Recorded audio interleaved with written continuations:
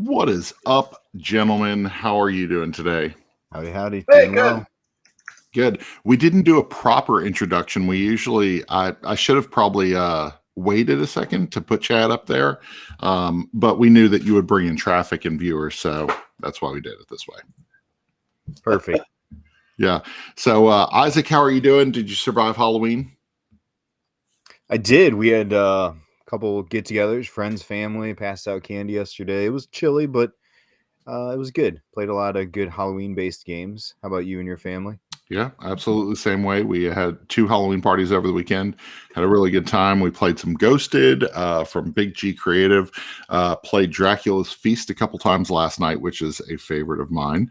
And everybody loved it. And so I feel like I need to go ahead and get another copy of that one. So, Awesome. but yeah. So, Chad, you are our guest host today. How are you doing, Chad? Well, I don't know about the host part, but I'll be a guest. Yeah, Guest. you got to run the show. Just a Y'all guest. Yeah. How are No, you I'm doing today? well. Yeah, no, I appreciate the having me on a November 1st Halloween post show. Yeah. So my 18-year-old daughter, she is now allowed to play Christmas music. She's been secretly playing Christmas music. I could hear it as I walked past. It was yesterday. I walked past the bedroom and I was like, "What is that? What is that? Is that Christmas music?" I walked in there and sure enough, so low, and I was like, "Are you playing Christmas music in your room secretly?" She was like, "Yeah, I am." Hey, November 1st is fair game. If it was, I usually, so my wife keeps asking me to please wait longer and longer, but like weekend after Halloween is like Christmas decorations go up. That's like my favorite. Okay, so you're the I may Christmas try to one. push it out this year though. You're the Christmas one in the family then. Yeah, so I don't do any Halloween decorations, so Okay. I just concentrate everything on like Christmas and like have a ton of it. You know, I got a There we go. storage unit with stuff like so it's I think you can't do both. It's just too much work. So I just go Yeah, all in on the Christmas. It is a lot. I'm thinking about doing really big next year for Halloween, but then I'm like, will that cut into the Christmas decorations anyway? So Helena, how are you? She's Helena. chiming in. So Hey. Thank you for joining us. Sure. So we are actually talking about art in games tonight. That's going to be the topic of the show. And we have an opening question of favorite board game artist or artists. So do you have a couple that you would name favorite board game artists? Well, you want to start with me? Yeah, we'll start with you. We'll just go around. I didn't know if y'all were gonna like take all like I guess I can start and like just hit the ones that like everyone was always gonna say. I was gonna try if we're gonna go for a deep cut or something, but so I mean there are certain people I think that's interesting in the board game industry because you can see their art and like instantly know. Like I can see a game cover and like right away like I know who that is. You know, I think certain artists I think it's kind of interesting. They have their own like signature styles that you can pick out pieces of it. I think obviously Detroit comes to mind. There you can see a Detroit piece of artwork and know it's Detroit. Yeah. But what's interesting if you look at some of his portfolio, like non-game portfolio, you probably would never pick out that it's that he does some stuff. Really, his board game stuff is generally a very specific style. Miko, I think is another good one. Like you can always pick out like a piece of Miko art. Bosley has a style that's very, very noticeable. Even though he's done a lot of range of things, across critters and Everdell to like the I saw Rundar, like so like you can still pick out his stuff. But yeah, like Quanchime, of course you can. He's a little bit of a chameleon. Sometimes you can't really pick out. You don't know it's always going to be Quanchime when you see it, but once you know it's him, you're like, oh yeah, I can tell that, right? Yeah, Quanchai's on my list. I put down 3. Shauna Tenney, Helena said that is a great one. Yes, Shauna. In fact, I saw her artwork on a game a couple years ago, and I immediately started following her on Instagram. It was just like, yes, I like great artwork. So, and then of course her favorite, Joshua Capel. So. There we go. Just in case Josh is watching, just gotta make sure to give that shot. There we go. Of course, one of my Weberson Santiago, of course, because of the Bloody Inn. Oh, the Bloody Inn. Yeah. That's one of those games that because of the artwork, I bought it and then fell in love with it. And then also just the illustrations he's done. He did Quest and he did the remake of Coup, the reissue. We're looking at that box cover, I think, at your house the other weekend. Yep. Yeah, it's beautiful. So, and you immediately, like, as soon as you see Weberson's artwork, like, you immediately know. I saw something. I know who that is. Yeah, I saw something the other day. I was like, oh, Weberson did that, and immediately like looked for it, and yep, sure enough. So, yeah, I think.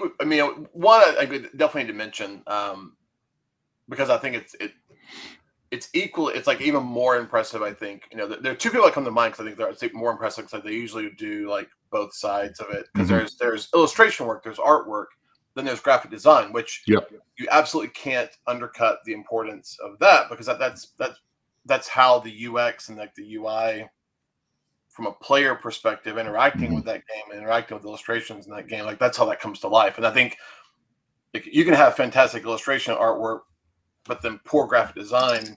And the whole thing just kind of collapses, but good graphic design can help boost, kind of less subpar artwork. But I think there are people that do both, which I think is like an interesting hybrid. Yeah.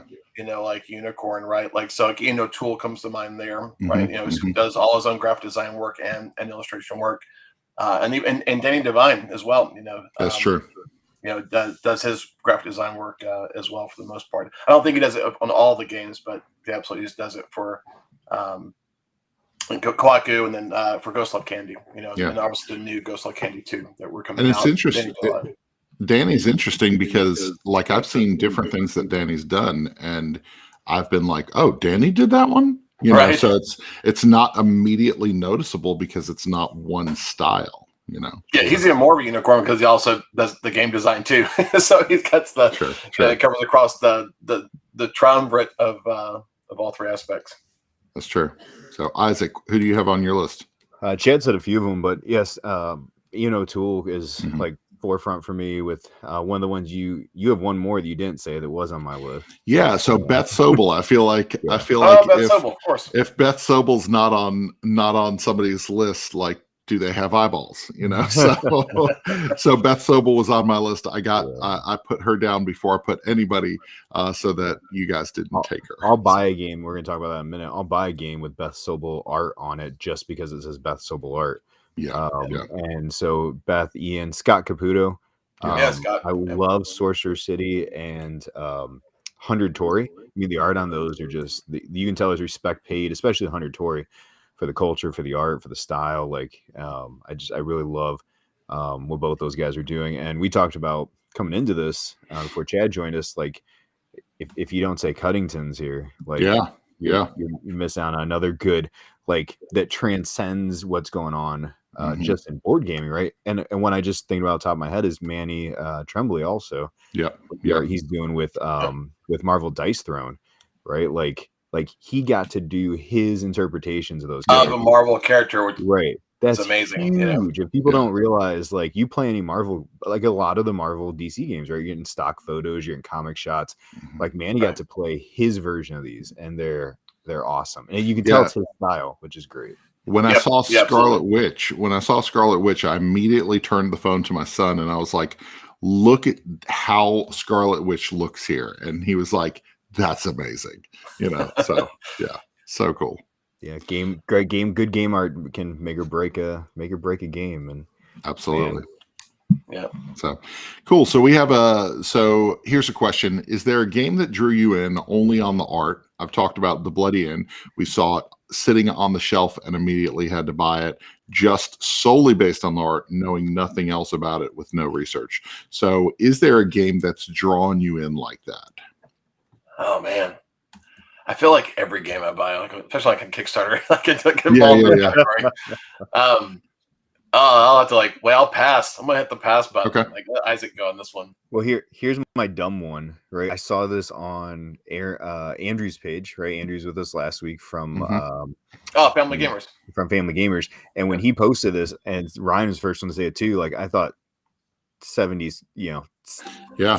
60s, 70s cartoon show, right? Like that's the first thing I thought of. I bought this literally based off the cover. I was like, oh, it's a roll right? Cool. That artwork, like it's simple. There we go. I bought this because of you. Like this, like, because the artwork. I bought this literally because you made me play this at Gen Con or Origins. There you go. I put my 2 copies in here. We played with 12 the other night, and it's great. But it is like that design was enough to just be like, oh, cool. Like I'm in. Like I want to know what that looks like. Spectacularly fun game. Saturday morning cartoons. Yeah. My other one we talked about, Beth Sobel art. I just saw, and I hate cats, but I saw the Beth Sobel art style for cats. I'm not a cat guy. We're a dog family, but I saw the art to this, and I thought quilting and cats, like those are like the 2 bottom of my list things. But man, I grabbed this, and I love it, and my wife likes it more than I do, which is a game that means it gets played a lot more. But boy, you slap Beth Sobel's name on something. I bought a deck of cards. I've never kickstarted a deck of cards before. Oh yeah, the right. Playing I bought them cards. because her names are on her name's on it. So Yep. Henry said, "What's up, y'all?" Hey, Henry, Henry. you actually just had a birthday recently, so congrats! Happy birthday! I believe I got that right. I hope I got that right. So, if not, I feel like Henry, another game. So I would have bought this game, I think, like regardless, because I know Henry and I know the Keymaster folks really well. But I think from getting outside the game industry, and knowledge world, I think if you take a look at like Parks, like sitting on a shelf, right, like all the 59 Parks series art, getting it integrated into a game design is one. Like I think as a consumer, take off your industry hat. Just as a consumer, I think I'd walk in a store and see that, and I'd pick it up like sight unseen, not even like knowing how it played, right? And obviously, it's also a great game, on top of that too, which is nice. Yeah, for sure. Well, Space Park is that way. Space Park is so beautiful, and like that was one of those games that when I saw it, I was like, I've got to kickstart this, and so So let me look at my list and see what I wrote down for. Campy Creatures. Campy Creatures, because of my love for the old Universal monster movies. Campy Creatures was a must-own. It's just like the artwork and the style of each of the monsters, even the expansion. You recently showed on Instagram that you were playing. That was the limited edition, second edition box cover, like Frankenstein. Man, so good. It is so cool. Good. Yeah, like Emmerich's art is amazing. Actually, so I was out in Irvine, I guess it's right before the pandemic, and so I went to Bottle Logic, which that uses a lot of his art, at the brewery, for like not only just art like in the brewery, but like a lot of their labels and stuff. So I got to see a lot more of his art, than I would have otherwise. I'm like trying to get my wife to cut off the motion light on the backboard. Keeps going off. Everything's gonna go off. Like, can you cut that ring light off back there? Because like apparently you're coming in and out of the house back there with the dogs or something. And that's hilarious. An alert on the lights. It's a live show. It happens. It's a live show. It's all good. We'll fix it in post. Yeah, Jeremy, a friend of mine here in Columbus, says, "Miss you, man." Jeremy, good to see you on here. So, so one other one that I want to mention is art. Let's see, Furnace. So my most recent buy was Furnace. The front cover of Furnace is just a beautiful box, and I love the colors, and I love the industrial look of it, and immediately had to have it. So that was my most recent art made me buy it. So yeah, that one's we got this white border, and then that's just that's really cool looking. Like from a distance, it's like a person, but then you actually have some of the industrial stuff built inside. It is very engaging kind of cover. Yeah, I would buy a poster another game of that. I learned at Gen Con. No, Origins. Origins. Yep. That. Yeah. Yep. Part of the game crew. Yeah, absolutely. So is there a game that you wish received a visual facelift in the form of artwork? Is there a game that you wish received a visual facelift in the form of artwork? So, and facelift is interesting, right? Doesn't mean the artwork's bad. Right. You just maybe would want a different style. Like that's how I approached it. Yeah, personally. mine is bad. My choice is I brought the box because it's bad. So. Well, then you should start with the yes, bad. let's see it. Come on, what do you got? I'll start. So Coin Quest. I don't know if anybody's played Coin Quest. This is an ugly box. There's a lot going on here. Weird caricatures, like it's real yellow all over. It's I don't know. It nothing about this makes me want to play it. But it is a really, really good bag building game. Like I think one of the best bag building games. But it doesn't come off the table. It doesn't come off the shelf because it's super, super ugly. So, and that's a problem, you know. Never even heard. I never even heard of that game. And really, and it's also thought to be way worse when you picked it up. I was like, it's not really that bad. It's real ugly. Like, and they carry that caricature type of art. Like the board is just whatever, you know. And it's this bidding, it's this bidding mechanic. But then they have these little portraits of these people on the boards, and it's just ugly. I don't know. Like I struggle with this. I've always struggled with this because the game itself is really good, and it's just nope. So that's Beth Sobel artwork on that. It's not. Beth Sobel with a crayon in third grade did better than that. So yikes. Sorry. I'm sorry. Tigris and Euphrates, the worst art ever for such a good game. Okay. It's fair. That's true. That is fair. All right. What do you all have now that I threw down on who did the artwork for this? I don't know. But I feel bad. Giving accolades for it, yeah. Yeah. Chad, do you have one in mind?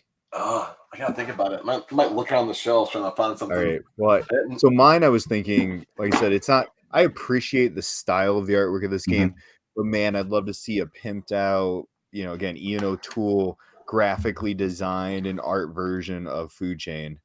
Like I actually like the Food Chain art. Well, that's what I'm saying. I can appreciate what they're doing with this art, but I'd love when you talk about a facelift. I thought let me see a pimped out version of this game. Like aesthetically, I could see this game being like crazy, right? But I mean, I'll take it for what it is. I don't.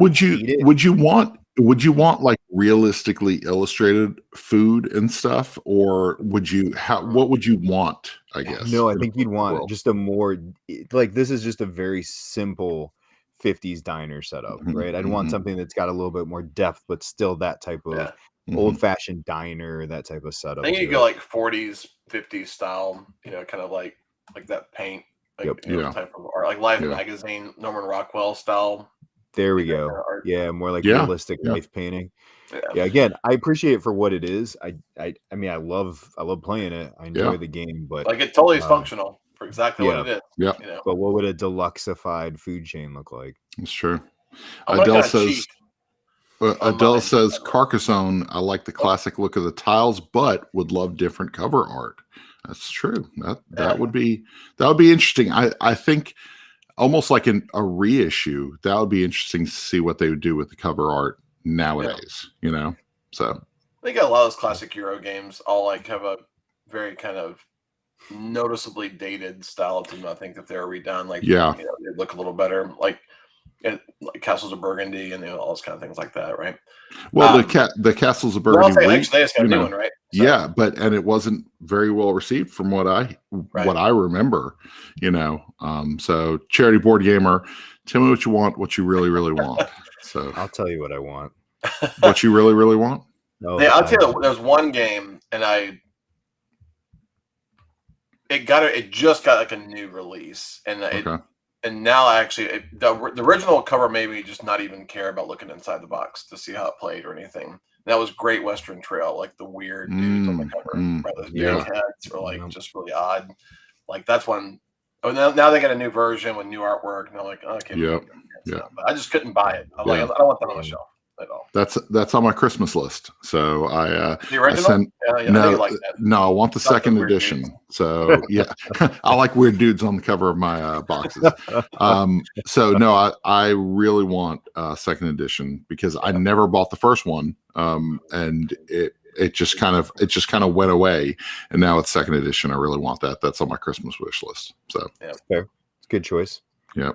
So, so let's see. 5 games that had art that really spoke to you. Okay, so we originally started this question with 5 beautiful games, and then we kind of went a little broader to 5 games that the artwork really spoke to you. You really you look at it and it's like, man, that just hits home with me.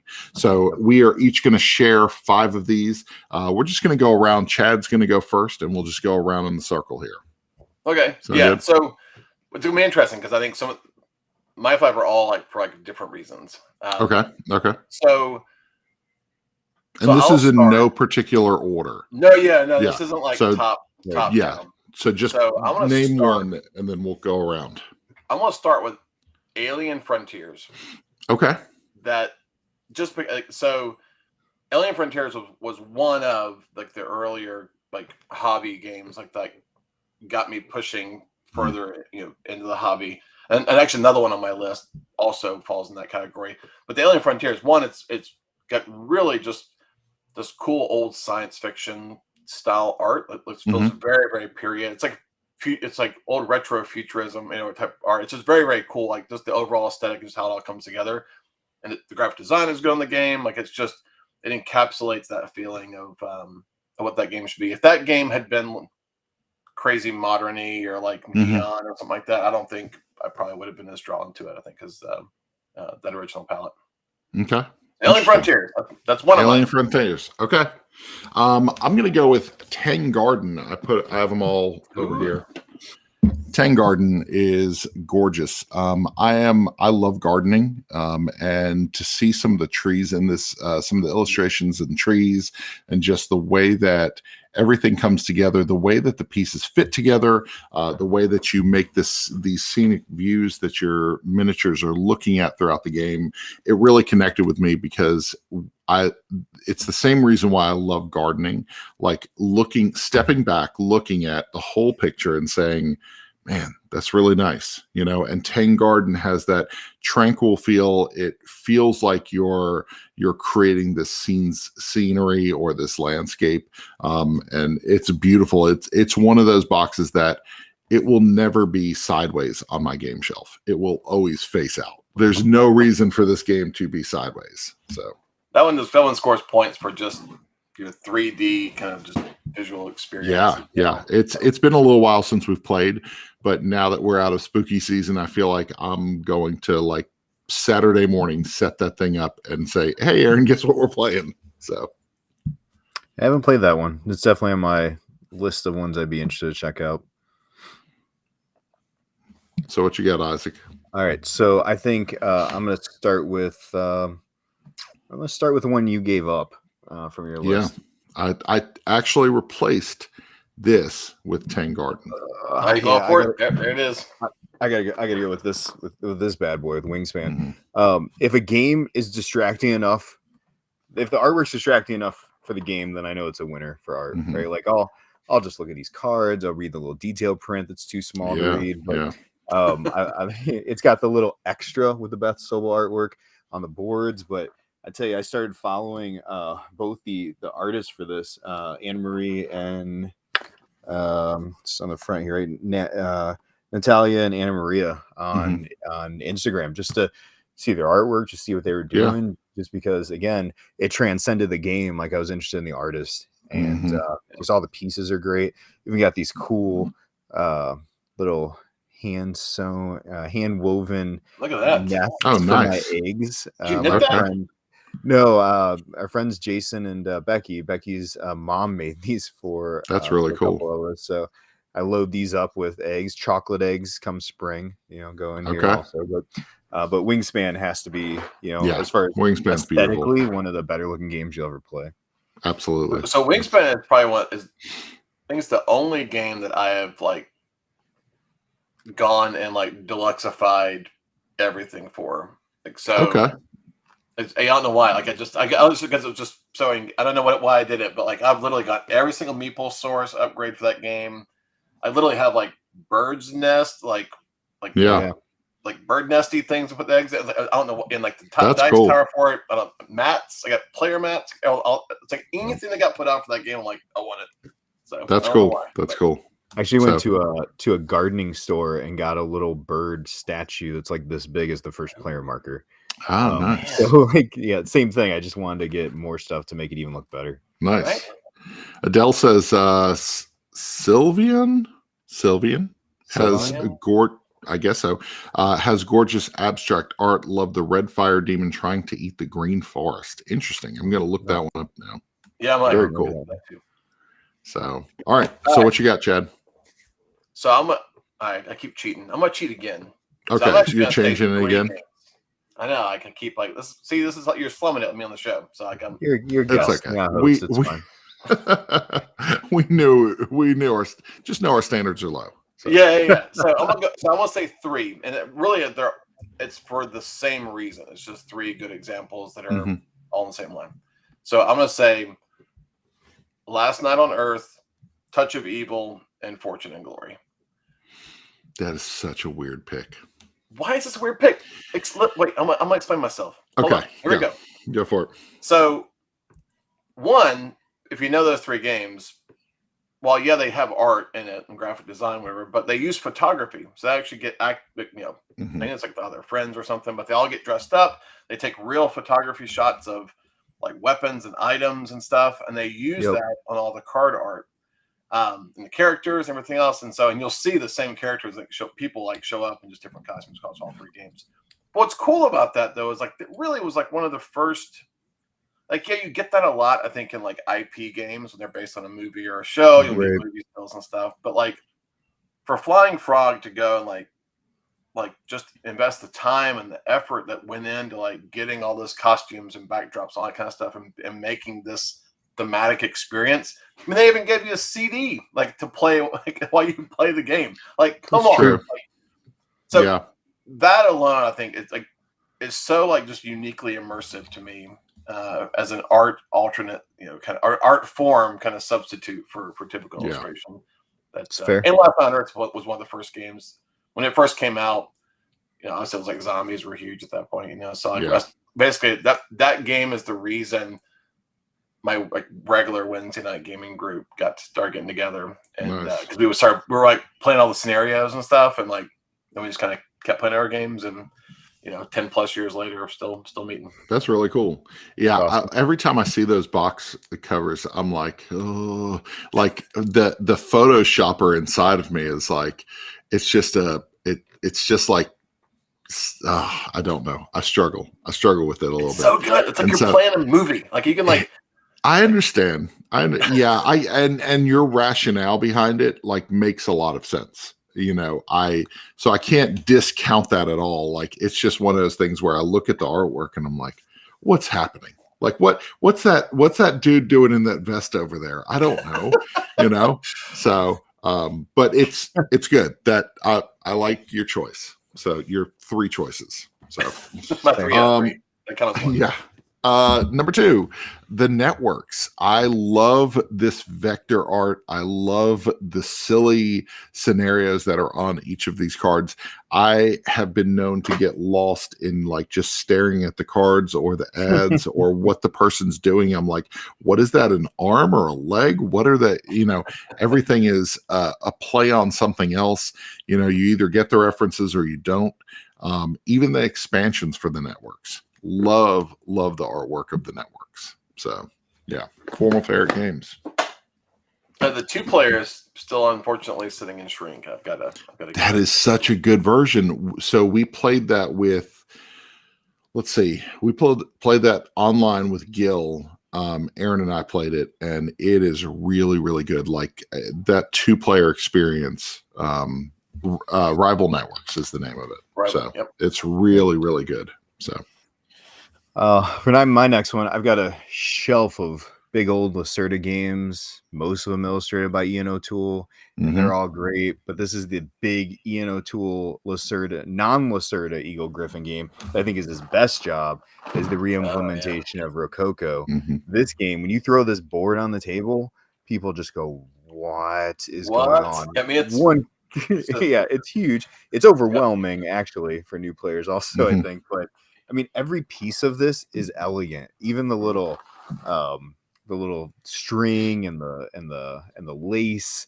There's like the cards are all beautiful. They've got just like the little just extra flair. I don't even know what to call it, like gold trim looking art around it. Ian like took this, and you talk about like giving a game a new facelets on the game. Holy cow, right? Yeah. And the original Rococo was fine, but this is like crazy, right? That's really cool. As far as like games have wowed me artistically, and for everybody that sees it, this one's the top of the list. Yep. It's heavy as heck. Yeah, well, I mean, that also kind of goes into we talked about earlier, which was Chad. Oh, and those other guys. Yes. Hey, Josh, what's up, man? Go ahead and boot him. Just boot him now. Boot him.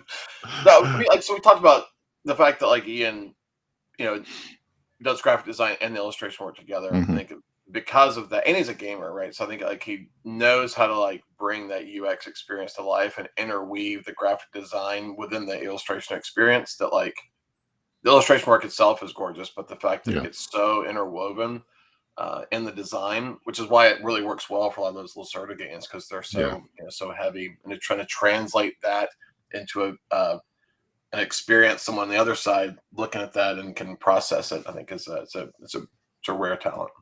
Yep, for sure. Yep. So very cool. So what's your next game? Where, if you're just joining us, we're talking about games where the art has impacted us, where we look at that artwork and it really spoke to us. So these are 5 games where the art really spoke to us as individuals. So what's your third one, Chad? All right, so I'm gonna go. Well, I completely forgot it was on my list. I already talked about it, so I'm gonna briefly just mention it again. Just because it is on my list, I want to talk about it. So I think it's Parks, right? I think that the integration of a series of art from different artists, across this 59 Park series, to take that, weave it into a game experience and connect it to where it makes sense and how it flows well. Because all the art's from all these different artists, but like the whole package experience looks good, and then putting that together with that 59 series brand and. It's just the everything about the package of that game, and Henry's design is so like just easy to grasp, and it's just fun to pick it right up and jump right in. It's just one of those games that I think it absolutely deserves to be on the mass market shelves that it is, and having the success that it has because it is such just a well packaged experience, and that art certainly helps draw people into that. We love seeing that artwork. That artwork has appeared in numerous formats. We saw a poster a couple weeks ago. Aaron saw a book at Barnes and Noble that was the 59 Parks artwork from all the different designers. Beautiful stuff, and I love that somebody can go to Target and see it on the shelf in the game aisle, and then go into a bookstore and see the artwork on bookshelves. It's really, really cool. So like Field Notes, I don't know if you know like the little like notebook series that like a whole bunch of different types and stuff. So they have a whole bunch of the 59 Park series ones as well, which is cool. So we had shout outs to Dungeon Pets from Adele, and then we had Lisboa from Justin. Both beautiful games. Dungeon Pets is still on my shelf of shame, going on 5 years. 5 years. Bought it for my 4.5 years. Bought it for my daughter, and then realized it was a big heavy euro and never played it. You say 5 years? So that's one. We didn't talk about this much, but I mean, like it is interesting how art can sometimes throw you off from like how heavy or light a game is. But if the art and the gameplay don't properly align, because Dungeon Pets looks like it's going to be some lightweight family game. I bought it. My daughter's. So I think it's 5. I think it's 5 years. I bought it actually at a flea market at Atlanta Game Fest, and I bought it for a great price. Anyway, so Hank said Scythe. Yes. Very cool. So that's such influential artwork in that game. Oh yeah, for sure. Absolutely. Kohaku is on my list. So I'm not a suck up. Kohaku is on my list for anything beautiful and serene. Kohaku, the reason why it's on my list, because this is the game that when you just need to chill, you need to relax, like this is such a serene game. And every time this is on the table, I look at the art and I look at the fish and the dragonflies and the flowers, and there's just something peaceful about it. Like it's one of those very rare situations where a game it just pops off the table with how it feels. Yep. So yeah, Kohaku is on my list. Well, I appreciate that, obviously, but I mean, like, art is supposed to invoke like an emotion, right? I mean, I think Yeah, absolutely. And I think, depending on the gameplay experience, you want to try to relay that emotion through artwork for the emotion you think someone needs to have while they experience the game design. I think Danny did a fantastic job with that Zen kind of chill vibe for that game. Yeah, bring that through, and it's just really just, I would say simplistic, but it's like just beautifully simple, artwork. Yeah, absolutely. Do you know what that game originally was themed before it was pumpkins? Pumpkins. You know this? Pumpkins. I thought I was going to bring some like new knowledge, but Ryan knows. No, man. We talked about it. I think you were over at the house one day and you told me about how it was originally pumpkins. I'm so glad that it got redone. You actually, this was part of our koi knowledge segment of the live stream that we did, where we were talking about koi. We were giving koi facts. Is it you that has a relative that has a koi pond? My parents have a koi pond. Okay, so your parents do have a koi pond. Okay, they've got some koi in that pond that they've literally moved to 3 different houses. That's They're like crazy. over 27 years old. Like somebody's in there. Yeah, it's nuts. Josh said, "Too Many Bones" is one of my favorites. I love the aesthetic. I mean, I got a tattoo on my body, so you really love it then. So fair. You have Too Many Bones tattoo? He does.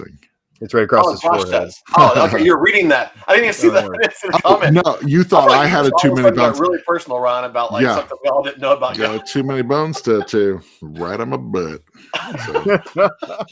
I was like, we all haven't seen this. I can imagine it's nobody's seen it. So anyway, we lost our family show designation. I know.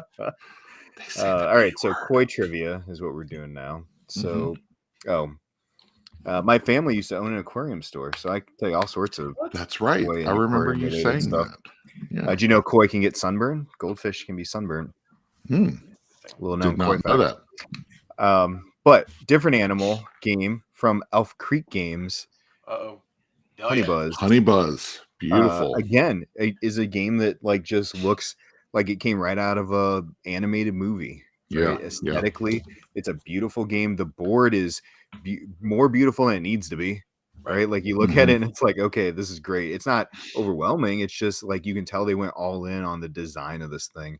And Honey Buzz is one that my family will play and have played because they're like, oh, it's really pretty. Teach me how to play that. So, that's an easy in with the ladies in our family. It's a good one. Plus, again, with the tactile, the deluxe components for that are like the little gummies like and wooden honey stir thing. Like it's just a great production. It's awesome for sure. So number 4, we're talking about games that we that have really impacted us with their art. So what you got? Chad? Right, Justin said, I was waiting for Honey Buzz. Another one I'm waiting for delivery to. I am. So I'm waiting on. What's it called? Merchants of the Dark Road. Yeah. Wow. That's beautiful. Ooh, so good. Yeah. That's Bosley, art on that one. Yep. All right. So I'm gonna say this one and like every single expansion because they're all gonna be they're all the same thing. Dixit. Yeah. So like I literally have every Dixit expansion. Like it's like our go-to. Dixit is such a beautiful game. No matter who you play it with, people just get mesmerized by the cards. They look at them and they just like fall into this trance. They're like, "Oh, we're playing a game. Hold on, what?" It's so beautiful. And it's so like all the art. I know they've used a ton of artists too, but like, and they all. I certainly can't pick out like set expansion. I can't tell the difference. Like I just mix them all together, but the how each piece of art, I mean, it's like it has so many facets to it, which whether it's colors or just minor things in it, like the way that all the artwork's pulled together, but to make that game to where any person can see that and try to like interpret all kinds of things out of it was just really impressively done. I mean, that game is completely based on art. Like that game has no other element to it, and it succeeds based on the artwork alone. So absolutely, that's pretty impressive to pull off like 10 expansions of it and still keep selling well. Yeah. So my next one is Museum. This is a game that the first time I played it, I actually disliked it. We played it as a prototype before it got kickstarted at Origins, and I actually didn't enjoy it at all. Then the finished product, I got it as a Christmas gift, and it is one of my favorite set collection games out there. It is beautiful. Vincent Dutray did the artwork. Just every little detail of every artifact that you're collecting and all the little details on the cards and just everything about Museum is really, really pretty, from like the way that your the player boards are actually museum layouts. And so you've got this like almost like little architectural like drawing of, hey, this is my museum, and it's so cool. So such a cool game. Museum is one that every time I get it, I just stare at the cards and I'm like, that's beautiful. That's so nice. So I think it's right there on my shelf. Oh yeah, I see it. Yep. See the red box right there. There it is. I think Josh mentioned Raccoon Tycoon and Lizard Wizard, which like Isaac's got Lizard Wizard. There it is. There's that idea. Yep. Very pretty games. Just started shipping this week. I got my notification. This is the prototype. The prototype. Oh, so Lizard Wizard's coming out. Right, good. I guess I'll be on the lookout for that. It's come out really soon. I'll tell you what, like I love is that the expansion for Raccoon Tycoon, the fat cat expansion over, it's got that giant cat like meeple in it. It's awesome. That's cool. Oh, her artwork is just absolutely stunning. Dwellings of Elder Vale. Beautiful game. Yeah, absolutely. So that was Sam Turner, maybe? I'm trying to get who did the art for that. I think it's Sam Turner. I don't know if this game will fit on my screen. And it is only part 1 of this, but the pair affectionately known as Mr. Cuddington they refer to. The big box. There we go. Head brush. There we go. Title blades. Yeah. This game this thing just screams story, right? It screams art. It screams beauty. Like, it takes up so much room on my shelf, but I'm okay with that. Aesthetically, it's a beautiful game. Right? You can tell that James and company took a lot of effort to make sure that this was going to be the part of a very big story, right? And Cuddingtons just do what again is something that I'm like, I want to play a video game of that. I want to see this on my PS5. Right? Or I want to see this. I want to see this animated into a Saturday morning cartoon show, right? Like something that like it looks like it just wants to pop. That it's not. We talked about this a couple of years ago, I think, in one of our Game of Sidekicks podcasts about like why board game characters don't have the same kind of last of like cartoon characters or video game characters. We talked about there's no universes created for those things, and James is creating a universe here. So it'll be really interesting to see. Like he's creating a universe where these characters can have longevity in life and maybe a life outside of the board game community. So, it's it'll be interesting to see if they're able to take that off and head that way. Yeah. So a little inside knowledge here. Bob said it was accidentally, this is the fat cat token, is accidentally made that large, then Glenn decided to run with it. So, you got to run with that. Like no matter that's cool. Yeah. Let's put this. It was modeled after Bob's head size. Oh, poor Bob. So last one. What do you got? It's back to me. Okay. Yep, back to you. I'm gonna cheat again. Are you gonna put like 7 of them in here? No, just 3 again. That shelf over there. This shelf. I'm inspired by all of this. So I'm also gonna like break a rule that I shouldn't use a game that that my company has published, but I'm gonna rope it in here. You have some good, beautiful games. I mean, So I've been trying not to use those. So I will say this. So this one I'm gonna call like the cute critters trio, right? So you got Everdell, Creature Comforts, and Winter Chicken Dinner.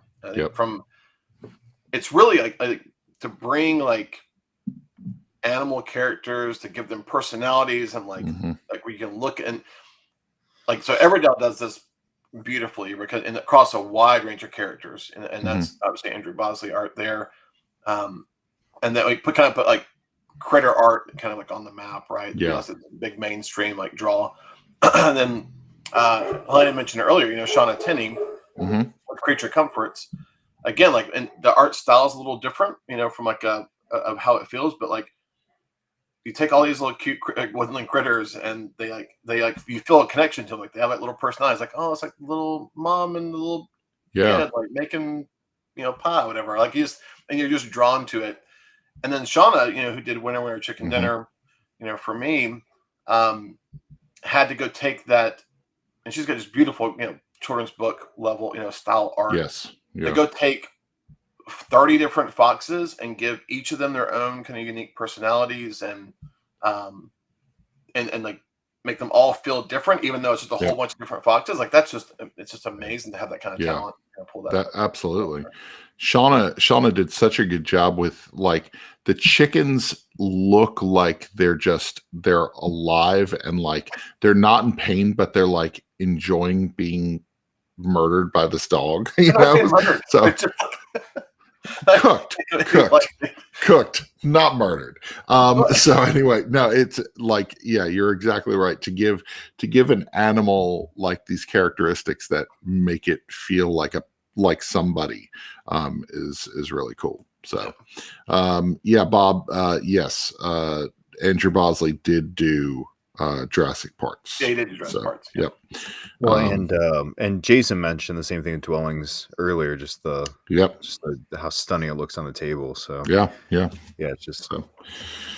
All right, last one for me. Destinies is gorgeous from top to bottom, and the way that they made everything pop so well in not only digital format but also in just on the table. It does top down really well. It does like item cards really well, like the models, the way that they look on the screen, the iPad, whatever you're playing it on. Destinies is really cool, and it's not only the artwork but also the design, the music design behind it, like, is super impressive. And so that's one that it makes you feel something when you play it. So, and who's the artist for that one? Because I don't know who's offhand. At least some art. Let's give him a shout out. Illustrations. Oh wow, that is a lot of European names that I cannot pronounce. GG, everybody, look it up. So this is I'm a Gutowski, and nobody can pronounce my name. So let's see. Can we get in there? There we go. There we go. There you go. Bunch of illustrations there. Yep. Look at that. That's fair. Okay, there you go. Perfect. Yep.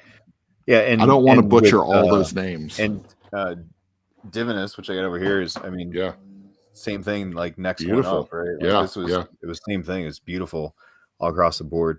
Yep. All right, so I got one more, but you know what I was thinking also with creatures. We said creatures. I totally forgot about Kyle Farron and all the root creatures. Oh yeah, which is another just very unique style artist. Right, because you see, what's the little one? Fort kids. Fort. Love Fort for that too, right? It's a unique style, and he's got kind of a rhythm to what he does with that. That just looks aesthetically great. That's another one where, like, you look at the art and what you think the gameplay is going to be versus the design itself. Because that one looks like, he's cute little, little raccoon, whatever, and it's like, get ready. Yeah, my wife gave that a shot because of the aesthetics, and then that was it. She never wants to play that again. Well, Josh said not like anything with the Miko art on it.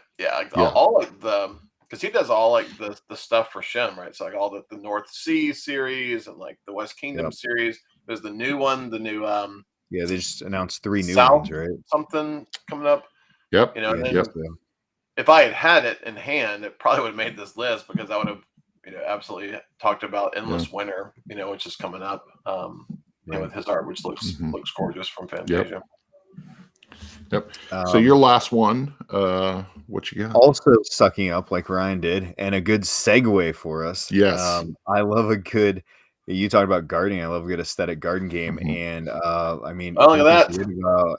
Gartenbau. Yes. Where did this come from? There we go. One of the reasons we have Chad on is to kind of talk about what's coming up with this. But I love up until now, I would say like plant based, and we did a whole spring segment one.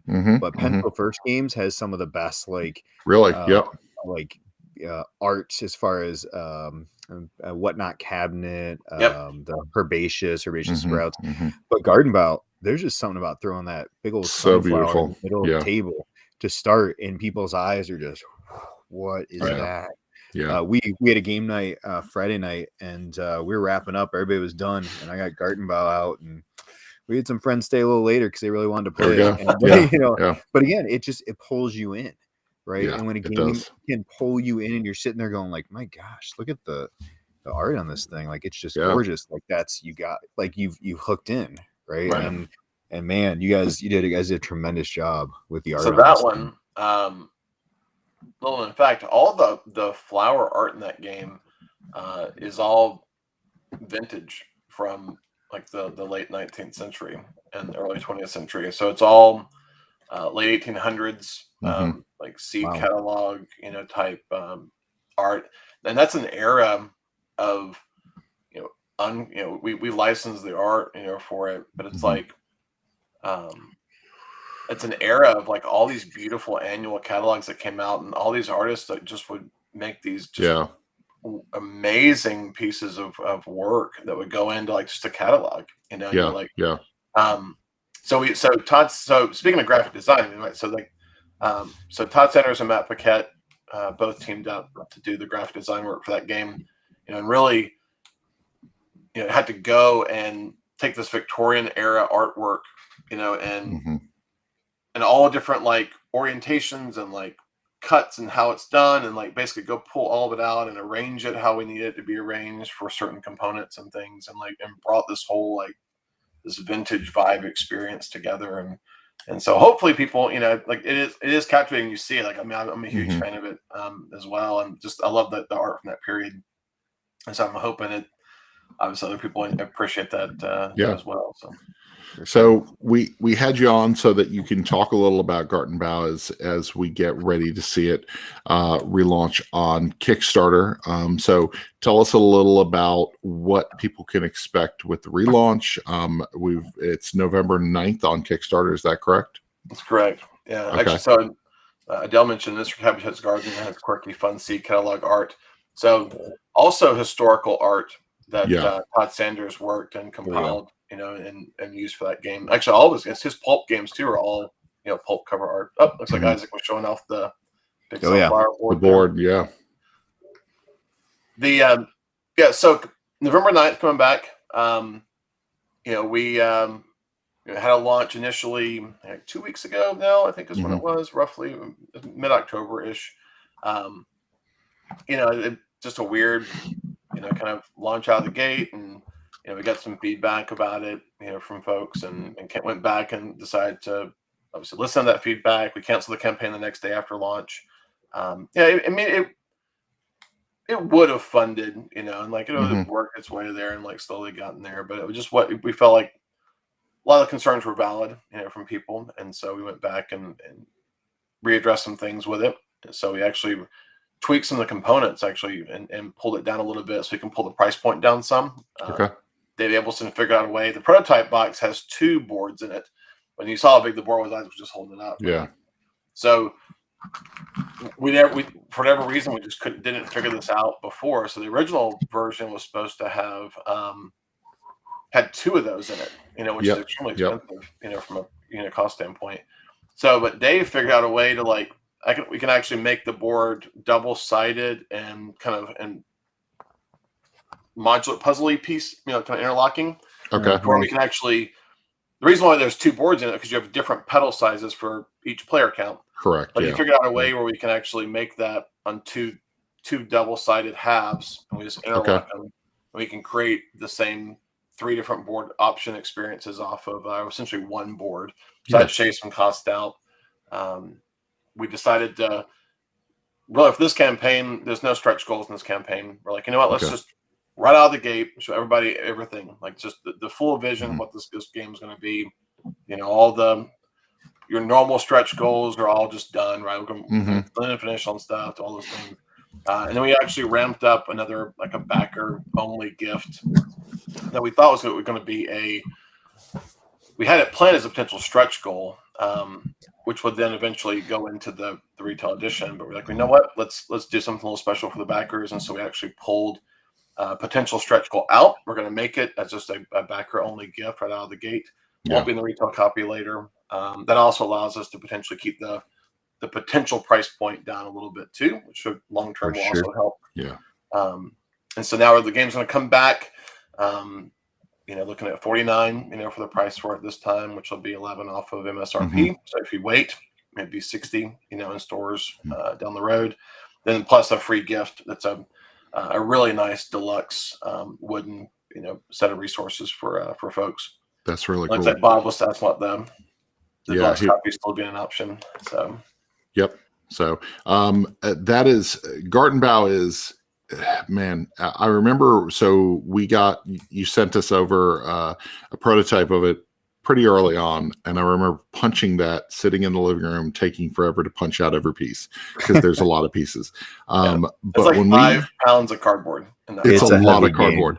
But sitting down and playing that game is just fantastic. And I think with what you all did with the board, with the boards and different pedal configurations, it plays great no matter what player count. I mean, I love the game at every single player count, and that's not true of some of the games that we have in our collection. Like there's sometimes when somebody's like, "Oh, let's play this game," I'm like, "There's only 3 of us. I don't want to play it." Like it's not good at that player count.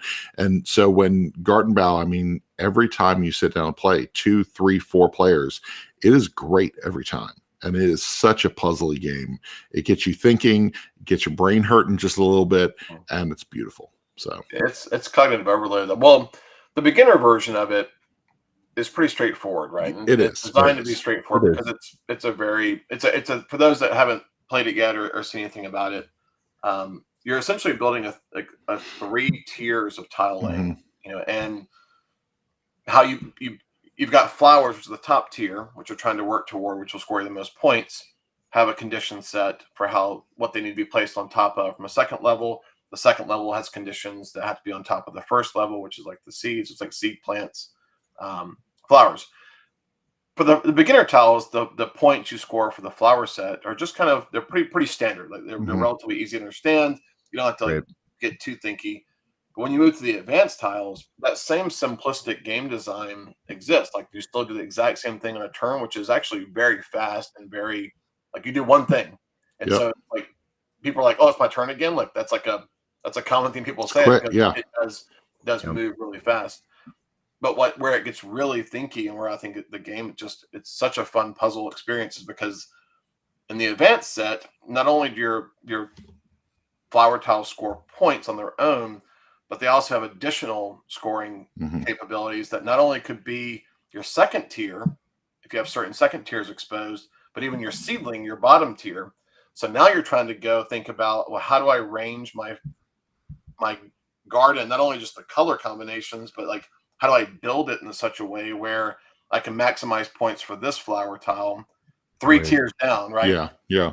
And try to find a way to synergize those same placements across maybe another flower tile or a third flower tile. So you're thinking about trying to layer and build a puzzle for like 3 different outcomes as you're doing. And like in the rondel drafting, the tiles, you're constantly looking to see what tiles are out there, like trying to it's a lot that cognitive load in your brain, like to think about that puzzle aspect. But that's what makes it good though. And it's really good. Quick and simple to play a turn.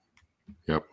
Your AP is just in placement of your tile a lot of times. You're like, sure. My turn, I'm like still placing my tile. Like, hold on, I may or may not have video footage of Chad taking an entire turn to place one plant, one seedling. He's sitting there like looking, and he's thinking, he's looking back. Everybody takes a turn, and then it's back to Chad, and he's like, "Oh, hold on." So I may or may not have that video footage. So yeah, no, I've enjoyed. We've gotten to play it, like Ryan said, at multiple player counts, and everybody's really enjoyed it. It's a very different game at 2 players than is at 4, but it's it's different that in just that movement, right? That negotiation of I may not use those extra things to move ahead, but at 4 players, you bet I'm going to end up using them because I need a tile. Yeah, and plants are running out too fast. That's and right. just that the way it moves, it's super smooth. Like Bob said, I enjoy that little bit. I like a game with a little bit of drafting in the beginning, like Res Arcana. With a little bit of draft at the beginning, it's a fun little extra. It feels like an extra game in the game, and like the drafting part of this at the front, that kind of steering in the direction you're going to go. Like I love that. It just adds just that one more layer of complexity. It doesn't make the game harder; just makes it deeper. It's really good. So plus like you get the second layer of tiles you have to purchase. So it's for the core rondel. You're either picking up a tile that you're going to place for free, or you're going to go off the tile and pick up resources like water and sun. And so you need those resources to then go purchase your second tier tiles. So that's how you get the second tier tiles. Your third tier, you're given at the beginning. So you know what those are, which you have to go acquire the second tier with purchasing power. And every time someone buys one of those tiles, the next one is more expensive. So it takes more resources to get the next one. But it's also worth more points if you don't cover it with a flower tile. Sure. So you also got to think about how you're building out and like trying to maximize points, because you may have a flower tile that you intentionally don't want to cover the second tier tiles because your net point difference could be negative, in some cases, right? Yeah. So it's not just good. efficiently putting them down, Yep. So Jason says Gartenbau has everything we're looking for: great art, drafting, resource management, tile laying, puzzle scoring, manipulation, chef's kiss. That is a great way to explain it. So it's real good. So Gartenbau, you can be sure to check out the launch of that on Kickstarter. It's relaunching on November 9th. We actually have a full playthrough video that's going to launch actually this week at the end of the week. And I believe both of our websites, both Gaming with Sidekicks and One Board Family, have full reviews, full previews of the game. Is yours already published? Oh yeah. It's out. It's ready to go. Yep. So both of them have been published. So be sure to check those out. We've talked a lot about games. Do we want to do what we've been playing? One game that we've been playing? One game. One game. All right. One game I've been playing lately. We've been playing a lot of spooky board games. So Port Royal is one that is not spooky, but we've been playing it. It's one of our favorite pressure luck games. It's fun to play with my friend Blake, who presses his luck too hard, and he busts all the time. This game has actually taught him moderation, which is good. He ends up playing this game, and he's like, I'm not going to bust. I'm not going to bust. And he actually ends up winning this sometimes. But Port Royal, a lot of fun. One of our favorite pressure luck games. So don't play 10 with them. No. I'm or me or Chad. Or me or Chad. You don't know yet. Me and Chad do not like 10. What? No, I know 10. I know Chad doesn't like 10. He let us know that after playing it once or twice. He was like, "Yeah, pass." Yeah. He turned down further games of that, I believe. I'm just not good at it. I don't like it. I played it the other night. I still don't like it. So it's fun. So Chad, what have you been playing? Every time. So I end up with like 4 points in the game. So I have like one of each color. Yeah. So it's points. I've been playing speaking of aesthetic games, got to play this with some friends recently. Just beautiful game, right? From North Star. Oceans is fun. It's mean. It's not a long game, which I really enjoy, but there's a lot of different things going on in this one, and the deep really just adds so much to this game. That's cool. Like the creatures are all just like it feels like well, this is powerful. Well, I got this. It's almost munchkin-y, like, I got this thing. It's going to beat this thing. It's going to beat that thing. Mm-hmm. So it's fun. It was nice to get it to the table. I haven't played it in almost a year. So yeah, I got a lot of those haven't played in WoW games on the shelves. So it was good to play that one. That's good. So Bob says it's okay to be wrong about a game. 10 is phenomenal. He loves that. So and Adele asked, do you like Port Royal more than Dead Man's Draw? I do. I've played Dead Man's Draw a couple times. I like Port Royal a little more. I'm going to have a dissenting opinion on that. Really? Judge. I like Dead Man's Draw a little better. Dead Man's Draw is really good. I think I like Port Royal a little more. So Chad, one game that you've been playing? Oh man. This is not like, I've been playing it a lot for like two reasons, and this is totally not like a promotional post or a promotional mention. So I've been playing a lot of Ghost Love Candy 2. What's the full name of this one? The what now? What's the full Ghost name Love Candy of it? 2? What was it? Electric Boogaloo. Wow, thank you. Well, now you're off the show. Thank you. Right? It's not anywhere on the box or in the manual, but we all know what it is. So anyway, it's an unwritten.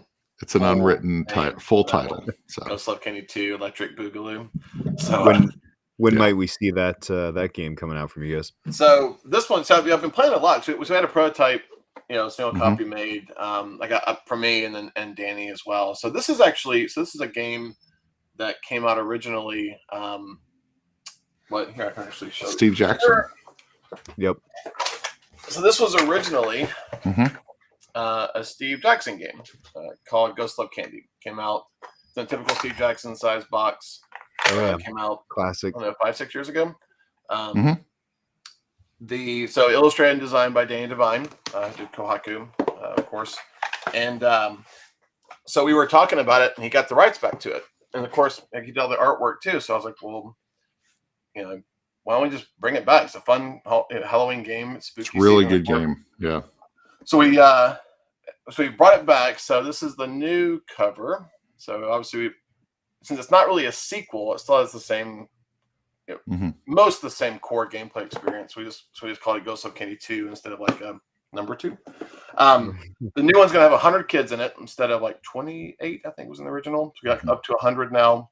So good. New ghosts. We have a new mechanic where some of the treats are junk treats, like you actually lose points for collecting those treats. So things like you don't want to get at Halloween, like a toothbrush or a penny, like ketchup packets in there, and like a rock and a spider ring and things like that. So change the mechanics up a little bit. It now works at 2 players, so actually it's 2 to 6 instead of 3 to 6. So hopefully that help out some folks get to the table more often. And so been playtesting the physical version just from like a UI standpoint, and coming out next fall. So this will probably be more likely to be a straight to retail release and summer. That's really cool. I love Ghost Love Candy, and helping playtest a little bit. Ghost Love Candy 2 is pretty fantastic. So yeah. Nice. Cool. So we have gone like a long time on this episode, but this has been real good. So Chad, thank you so much for coming on. I appreciate y'all. Yeah. So Isaac, where can people find you all? Game of Sidekicks over at Facebook, Twitter, Instagram, over at our TikTok page. I'm still trying to keep chugging along, making some fun content on there. Trying to keep it up? Yeah, our one video just kept on chugging after Origins. It ended up cool. I think around like 180,000 views. So it was what? Nuts. Yeah, that's nice. Very cool. We've got some. It's been fun doing stuff on there, just kind of different format, and kind of goes out some different things. So, but at our core, find us over at gameofsidekicks.com, where, as you mentioned, we got the preview for Gartenbau along with some other fun stuff coming in the near future here. That's really cool. That's awesome. Of course, One Board Family all over the place at One Board Family, Instagram, YouTube, Facebook, Twitter. You could also go and see Bob doing an awkward thing on TikTok. Might make you uncomfortable. Might not make you uncomfortable. I don't know, but we have a TikTok account and Bob's running that. So it made me uncomfortable. It made me a little uncomfortable. The thought of that's that fine. makes me uncomfortable. That's yeah, I good. don't know about this. It's all TikTok good. attacks. It's good. That's not good. I'm his roommate. That's gonna be bad. Oh, you guys are rooming together. Ooh, fun. Oh boy. Oh man. So that'll do it. Thank you guys so much for joining us. Thanks for everybody in the comments, no matter where what page you were following along at. Thank you so much for commenting. That's what honestly, that's what makes this show. It's called the Game Chat.